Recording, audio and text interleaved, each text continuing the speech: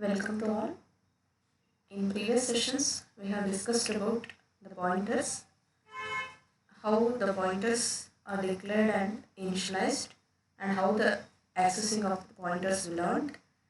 And we learned about pointer arithmetics and pointers and arrays.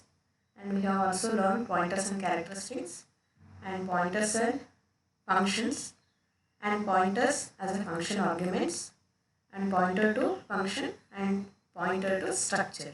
So this all comes under pointers. Now we are clear about the pointers. Now the next concept is dynamic memory allocation. So first let us see the introduction. Pointers play a vital role in dynamic memory allocation.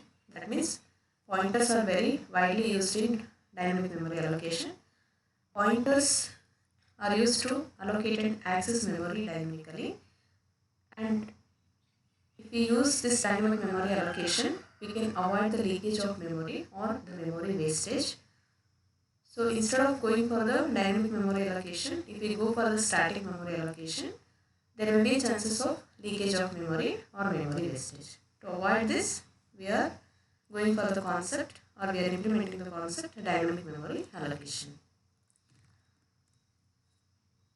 So for dynamic memory allocation, C system, that is C language, provides some built-in memory functions such as malloc, cloc, free and realloc.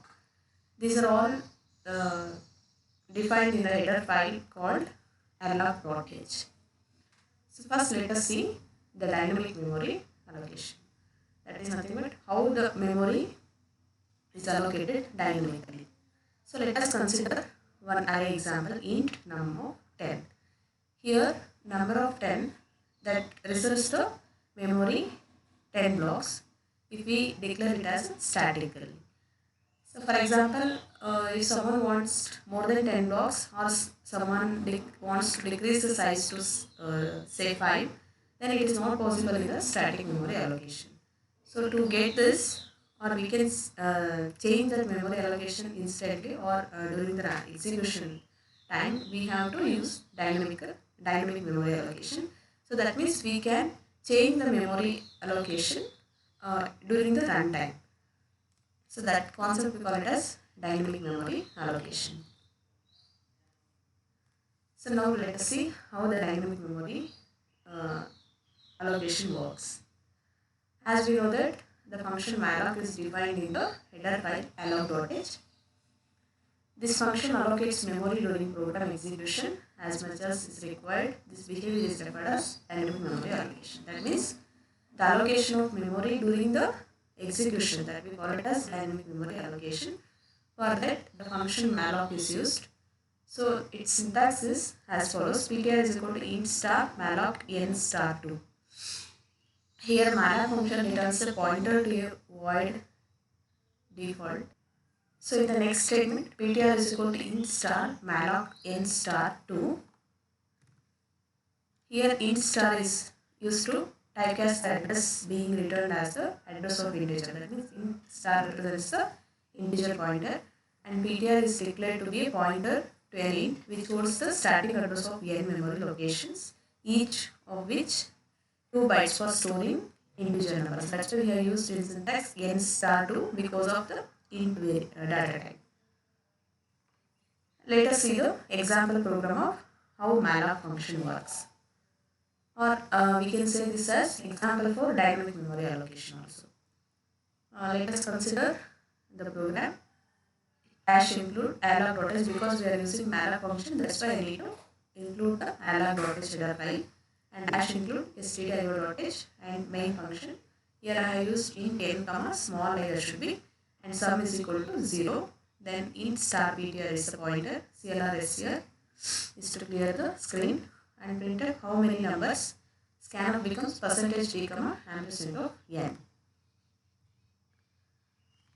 Here the malloc function used like this: ptr is equal to int star malloc n star 2, and printf n type in percentage d integers, that is n, and for loop for I is equal to 0, I less than n, plus I, and scanf percentage d ptr plus I, Then for loop for I is equal to 0, I less than n plus I. Then sum is equal to sum plus star ptr plus I. And printf sum of percentage d number is percentage d comma n comma sum. Here this program is to compute the sum of 6 integer numbers which have been allocated memory dynamically. That means 6 numbers we have to input and we need to print the sum of all these 6 numbers. So the output of this program looks like this. First it prints how many numbers. Then we need to enter. For example, if I enter these numbers 12, 3, 9, 8, 10, 25, then the sum of 25 is 67 we will get. So this is the example for dynamic memory allocation, or we can also give the example for malloc function also.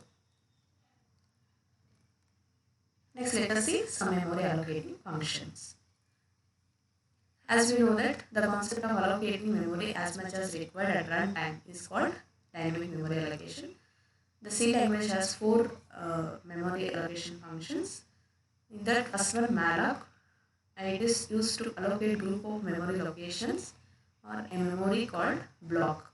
And cloc, it allocates multiple blocks of memory. Cloc function is used to allocate multiple blocks of memory, and free function is used to release memory when not required, and realloc function is used to alter or modify already allocated memory space. So first let us learn the malloc function.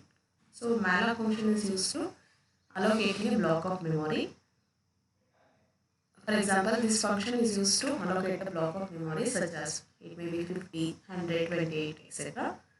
And it returns a pointer of type void to the memory block.